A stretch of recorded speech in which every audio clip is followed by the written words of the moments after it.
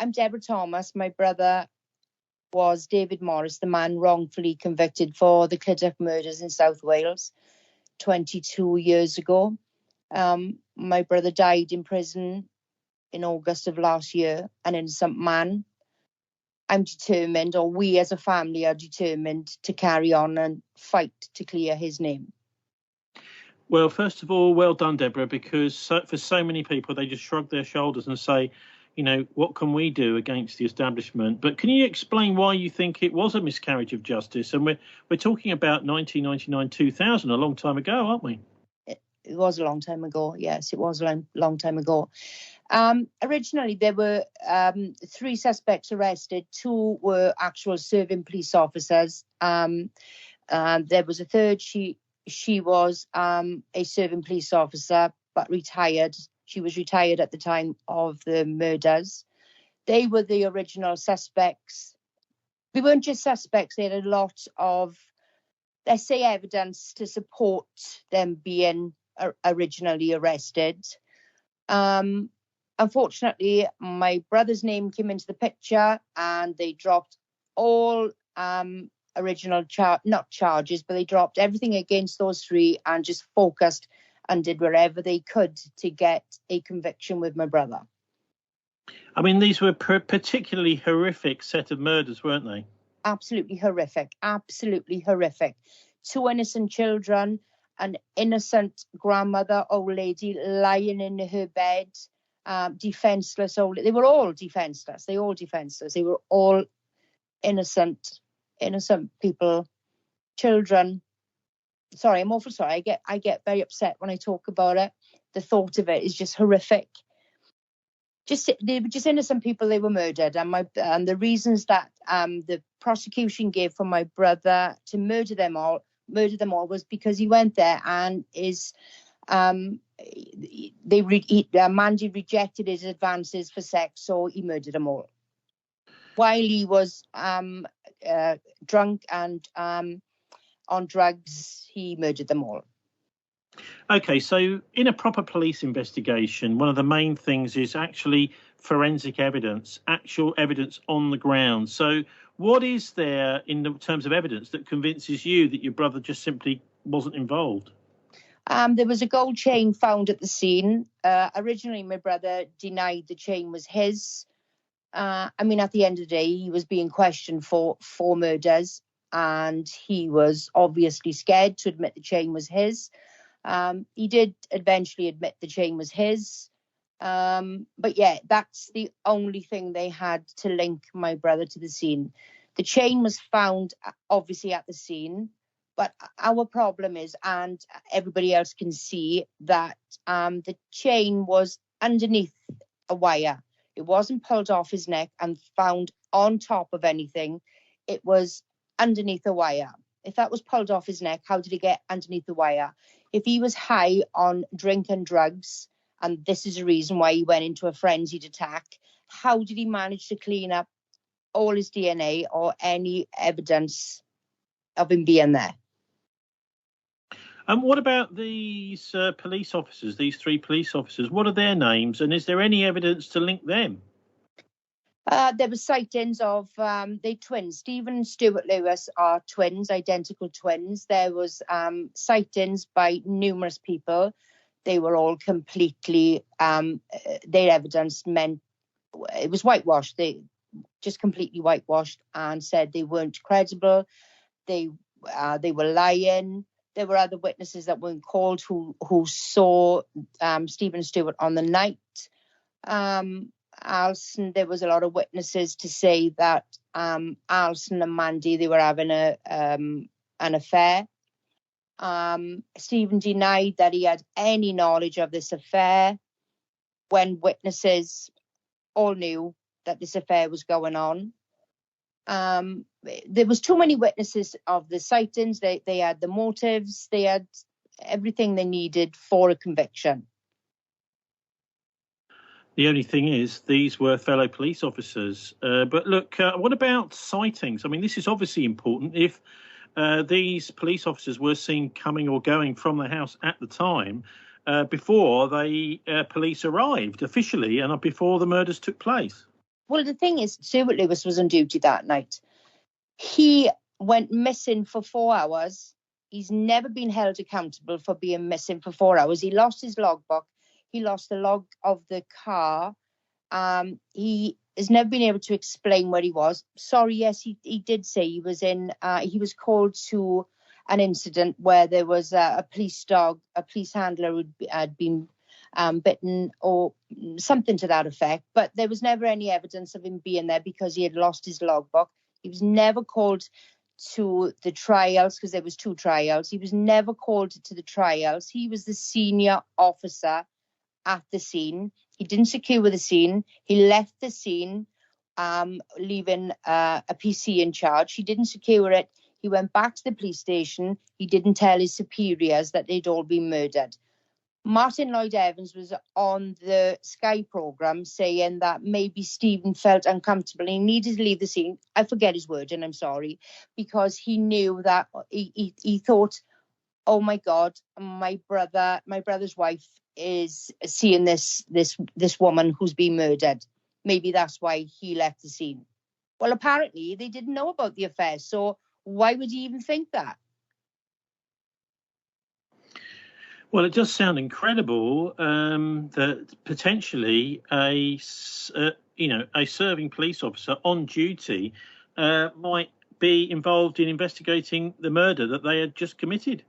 Yeah, it does sound incredible. It's even more incredible that he was never called to court to give evidence. He was a senior officer at the scene.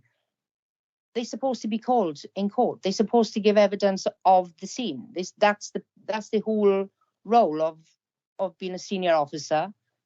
But he was never called. Have you managed to get anywhere, do you think, with making sure that your brother is shown to be innocent and getting the police called to account, maybe a retrial or something? It was very difficult because we're up against the police. But, I mean, there's so many inconsistencies in the police role in my brother's conviction. You know, we can prove that they've lied, but we're up against a massive force. It's just us against them. And they're doing everything, they can't. I mean, they've announced that they were going to do forensic testing. We asked for transparency. There's been no transparency at all. They've said there was a connection with some forensic findings they found with a sock that was used to where they wore the sock when they were holding the pole to murder this innocent family.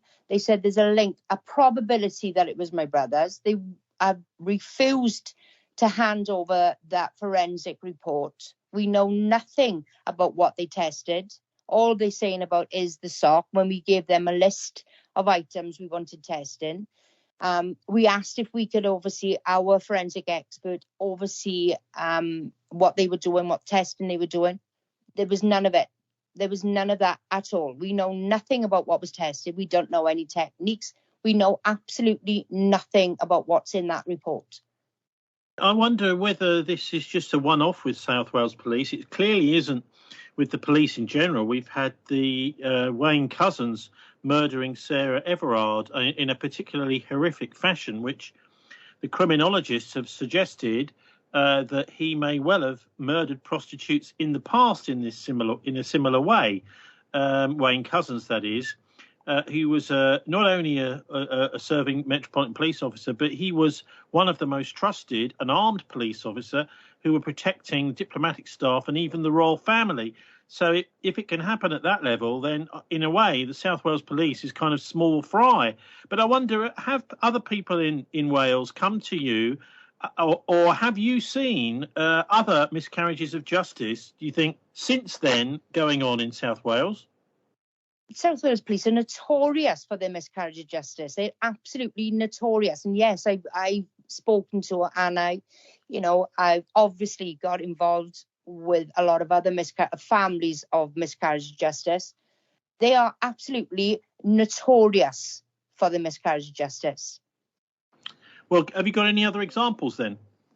There was the Cardiff 3, the Cardiff 5, the Lynette, the Cardiff 5 was the Lynette White case, Annette Ewens, I forget off the top of my head now, but they've got quite a few miscarriage of justice under their belt. The Darvell brothers and the sex shop murder. There's so many miscarriage of justice that's gone on with South Wales Police. So many. Well, it's pretty horrific, isn't it? The idea that you simply cannot trust the people who are supposed to be there in a situation like this. Well, no, I mean, the Lynette White case for a start. I mean, one of the officers, Coots, involved in that case, and all the wrongdoings that went on in that case was the same police officer involved in my brother's case. Now, that case collapsed because paperwork went missing, and miraculously then, after it had collapsed, they found the paperwork. How incompetent are they, or is it deliberate? Well, it certainly does sound deliberate. They seem to be behaving, certainly in your case and other cases that you mentioned, almost like a gang, an organised crime gang. And we know that the police have to work quite closely with organised crime, with informants. And just last week, we heard that over in Northern Ireland, the Irish police had informants that were actually murdering Catholics for example, loyalist terrorists carrying out the most horrific sectarian murders, going in and killing a load of people with a gun just simply because they were in a Catholic frequented place. These people had done absolutely nothing. Yeah. But I mean, with all these, I mean, it's a bit difficult to know what to do about this, other than, of course, the professional standards within the police. The Home Office, for example, should be doing something about this. They're doing nothing. Priti Patel's department. But at the end of the day, the last court of appeal, once you've been through the judicial system, is the media. I wonder, have the media covered these murders? No, I'm saying in South Wales, yes, but national, no, not nationally, no. It's only now that Sky have made this programme that it's gone further afield. Other than that, no, it's not really gone out of Wales. Anyway, I know you're organising. You're certainly not going away. You're organising a meeting coming up soon with the former MS, that's a member of the Senedd, and also the deputy leader of the Cardiff Council, Neil McEvoy. Yeah.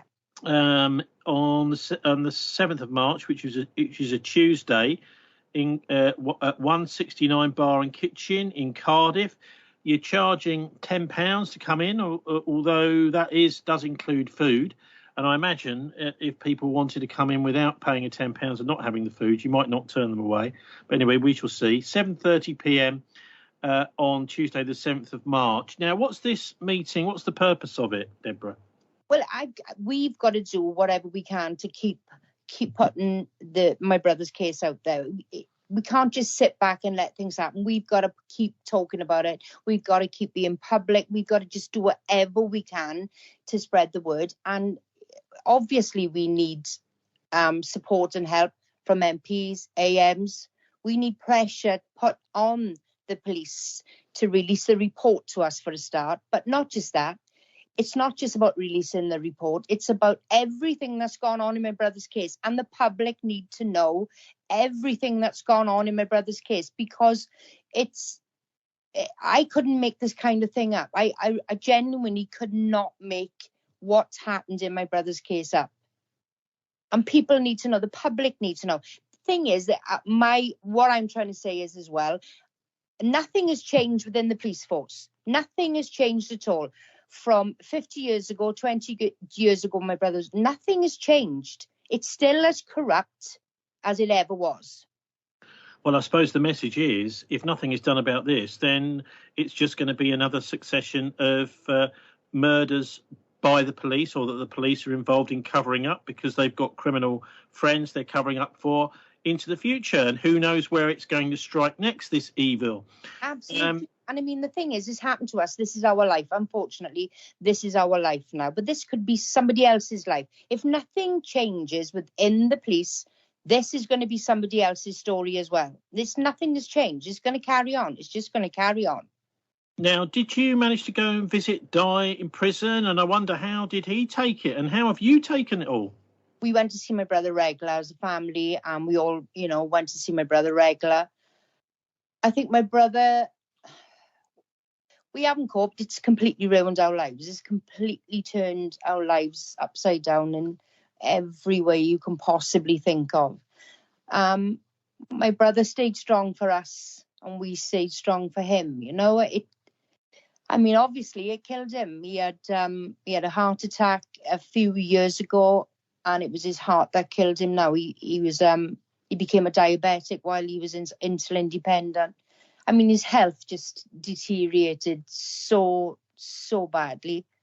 The stress of everything on my mother. My mother had vascular dementia. I think the stress of everything killed my mother.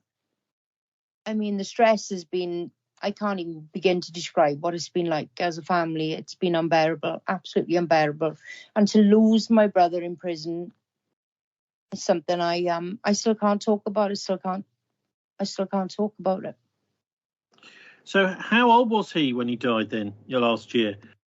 My brother was 58, 59. There's 3.5 years between us. Yeah, he was 59. And how long was he supposed to have been in there for? And was he due to be released at some point? He's already been in there, it sounds to me, like for over 20 years. Yeah. No, he would have been there for the rest of his life. The only way you'd be released is if you admit guilt, and that was never going to happen. So he would have been there for the rest of his life.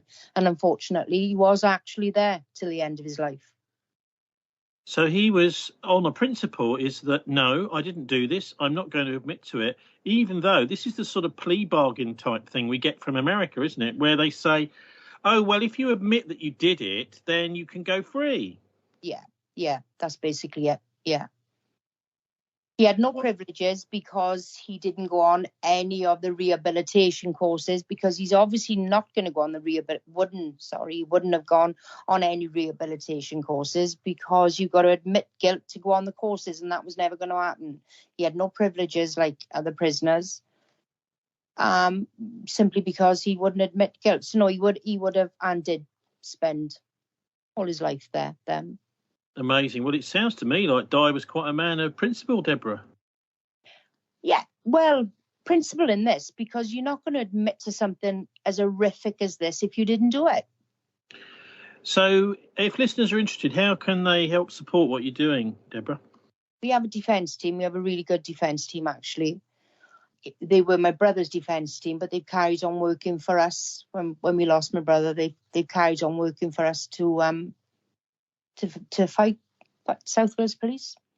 Well, isn't it appalling when your local police force become evil, become the enemy? So anyway, Debra Thomas, thank you very much for joining us.